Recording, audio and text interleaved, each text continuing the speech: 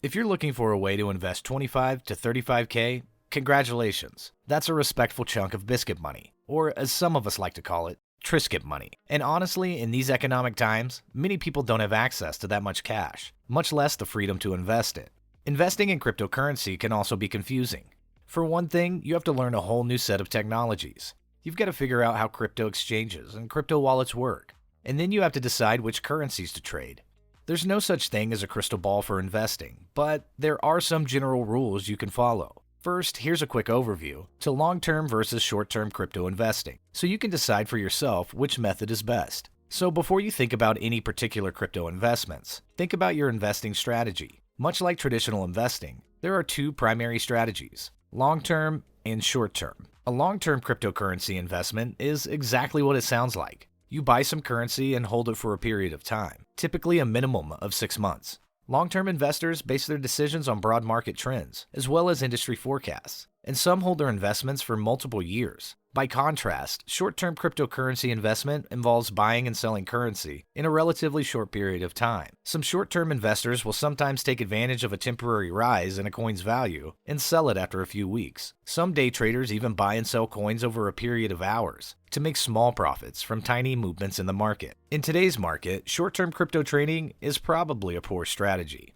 In fact, long-term investing is generally the best strategy overall, which is why we'll be choosing our top coins based on long-term prospects. That said, here are some advantages to both approaches. Benefits of short-term crypto investing. You can earn profit quickly, often in as little as a few hours. You're not committing your investment for the long term, so it can be reinvested elsewhere. Benefits of long-term crypto investing. Long-term crypto investments have better returns over time. Imagine having purchased one Bitcoin for $1 and selling it for $30,000. You lose less money on transaction fees, since you're not buying and selling as often. Long-term investments are lower risk. While no investment is a guaranteed winner, cryptocurrency is notoriously volatile, and long-term investments aren't as vulnerable to short-term downturns in the market. Now that we've covered the two trading styles you can apply, we're going to give you some coin recommendations on where you can invest that 25k to 35k right now. Just keep in mind, none of this is financial advice and just our opinion, but XRP is just where it's at. XRP is often confused with Ripple, but they're two different things. Ripple is a technology company, while XRP is a cryptocurrency created and used by Ripple. Ripple doesn't even own XRP. XRP is open sourced and completely independent. XRP is becoming popular for a number of reasons. To begin with, it's faster and more efficient than most other currencies, and it's ostensibly carbon neutral.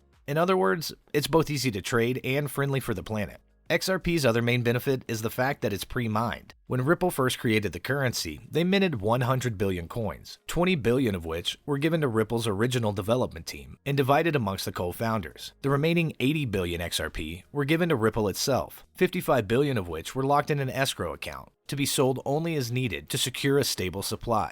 There are a couple of good reasons to bet on XRP. First off, there's a fixed supply, so it should theoretically be less subject to volatility. Second, many countries, particularly China, are cracking down on cryptocurrency miners, which has led many to question the long-term future of currencies that rely on mining. Since XRP is pre-mined, that's not a concern. Second, we have Decentraland. Decentraland isn't a cryptocurrency, strictly speaking. It's a virtual world, which runs on the Ethereum network. The world is entirely user-created. Initially, all you could do was buy and sell in a real-world estate, but now you can interact with other players, play games, or develop in-world games of your own. There are two types of token within Decentraland. Each of which is a different type of investment. Land is an NFT that determines the ownership of in-world real estate, and Mana is the cryptocurrency that's used for all in-world transactions. If you're looking for a solid long-term investment, land sounds like the better choice. As in the real world, real estate is in limited supply, while money is more volatile. You can also create an in-world game on your land and charge other users mana to play it. Decentraland is an out-of-the-box investment opportunity, but the long-term upsides are easy to understand. Virtual worlds are exploding in popularity, particularly with the recent improvements in VR technology.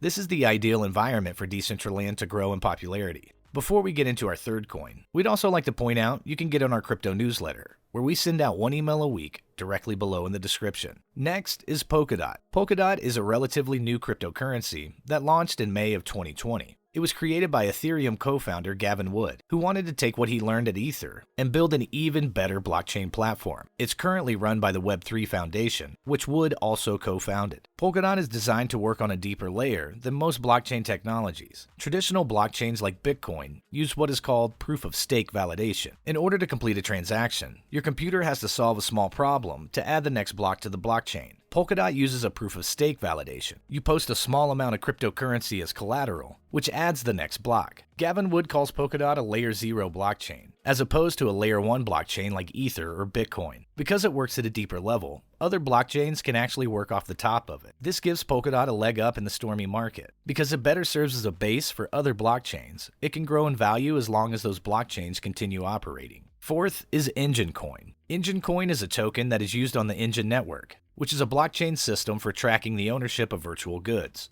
Game and app developers can use the network to facilitate transfers of in-game items across different platforms. To that end, Engine has released free development kits for integrating their digital assets into blockchain. Each in-game item is given an ENJ value at the time of its creation, which makes it easy to transfer. The neat thing about the Engine network, it solves real problems. Since in-game items can often be sold to other players for real money, fraud is a big problem for creators. By tying these items to the blockchain, it becomes impossible for fraudsters to create their own counterfeits. Last up is Ether. Ether isn't actually a cryptocurrency. It's a software platform that's secured by the blockchain. This platform can be used to provide security for any type of online software, and it's funded by Ether's native cryptocurrency. Creators use this currency to pay for securing their software. When most people say Ether, what they're really talking about is Ether's cryptocurrency, Ether. This currency isn't just useful for software developers. Most online merchants who accept crypto payments will accept Ether.